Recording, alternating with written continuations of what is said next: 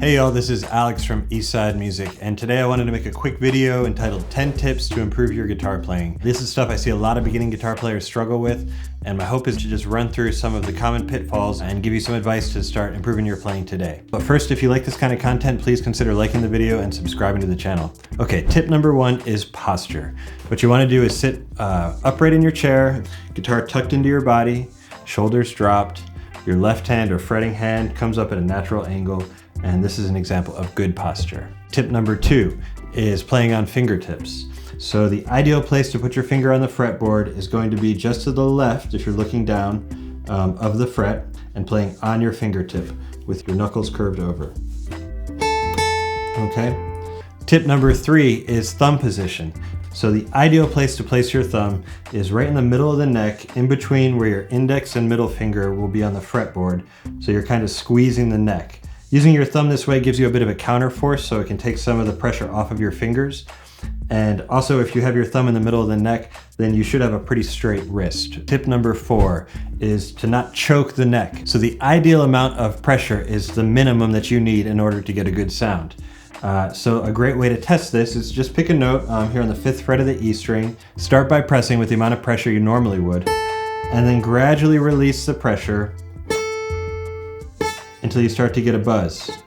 And you're just trying to dial in that sweet spot where you're playing with not too much force, but you're also getting a beautiful sound. Okay, so tip number five is to keep your fingers down as you play. And what I mean is you really want to strive for a legato, smooth, connected sound. If I play 4 in a row here, starting on the 5th fret of the E string, you can see I've kept all the fingers down. When I go to a new string, I can start over, and so on, but I'm really trying to get a smooth, connected sound. Tip number 6 has to do with the pick, and what we're talking about is alternate picking. So that's down and up. Okay, it's more efficient, you don't have to move your hand as much, and also as you get into understanding eighth notes, downbeats, and upbeats, it's a great idea to try and have those down picks match up with the downbeats, and the up picks match up with the upbeats. All right, tip number 7 is you want to avoid open strings vibrating that aren't supposed to be played. Usually this happens in chords. If I'm playing like a C chord, for example, and I'm not careful, I get that bottom string ringing, and that's not in the chord. You want to avoid that. So the strategy here is to use creative muting in your fretting hand. So for me, that might involve using like maybe the tip of my ring finger here to just mute that string. Basically, I'm just trying to prevent those open strings from vibrating if they're not in the chord. The other thing you can do is with your picking hand, just focus on trying to be a little more accurate, especially if you're picking one note at a time. You just really want to be careful not to pick a string that is not in the chord. Tip number 8 is switching between chords. This is a huge hang up for a lot of beginning guitar players. So my advice here would be to look for common tones between the chords. A great example is going from G to C add 9. And notice that I'm keeping my ring finger and pinky in place. Those notes are in both of the chords. And I'm just moving my middle finger and ring finger.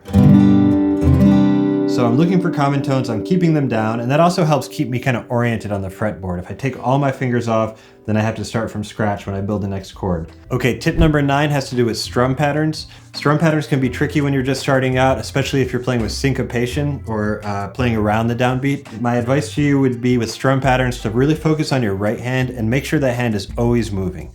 It should be like a metronome keeping time. Even if you're not strumming on every beat, you want your right hand or your strumming hand to be moving.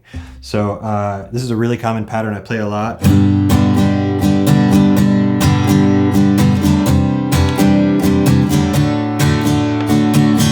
And notice that my right hand is moving nonstop even if I'm not strumming on every beat. The rhythm for that is 1, 2, and 4, and so like beat 3, for example, I am not strumming on beat 3, but I do move my hand down.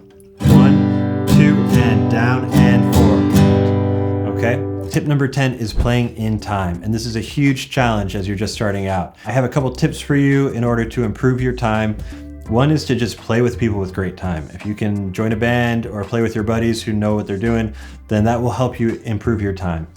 2 is to play with a metronome, which not everybody likes, but it definitely can help kind of improve your rhythm. 3 is to play with backing tracks. If you don't have the luxury of playing with another person, find a song you like and just play along with that and really try and keep up. Other things you can do to play in time, maybe simplify the pattern. Start by just doing down strums, maybe even 1 strum per measure. 1, 2, 3, 4, 1, 2, 3, 4, 1, 2, 3, 4.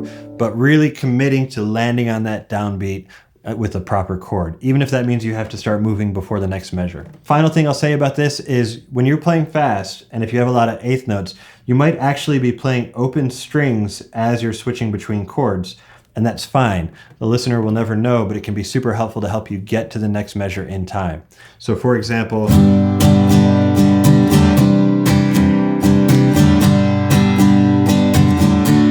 on that last upbeat of each measure, my hands are already moving to the next chord and I'm actually strumming open strings, but you really can't tell when you're playing in time. And I have one bonus tip for y'all. Tip number 11 is just something that everybody struggles with, whether they're starting out or they're more advanced, and that is practicing too fast. You really need to practice at a slower tempo when you're learning a new concept or skill. Own it at a slow tempo and gradually increase the speed as you go. A metronome is great for this. Start at a slow tempo, nail it, master it, go up by 5 clicks or 3 clicks, whatever it is, until you gradually approach the ideal tempo. Okay, well, I hope this has been helpful. If you like this video, again, please like the channel. And if you want to learn more, visit us at eastsidemusic.com. We do teach lessons online or in person here in Austin, Texas. Okay, thanks and have a great day.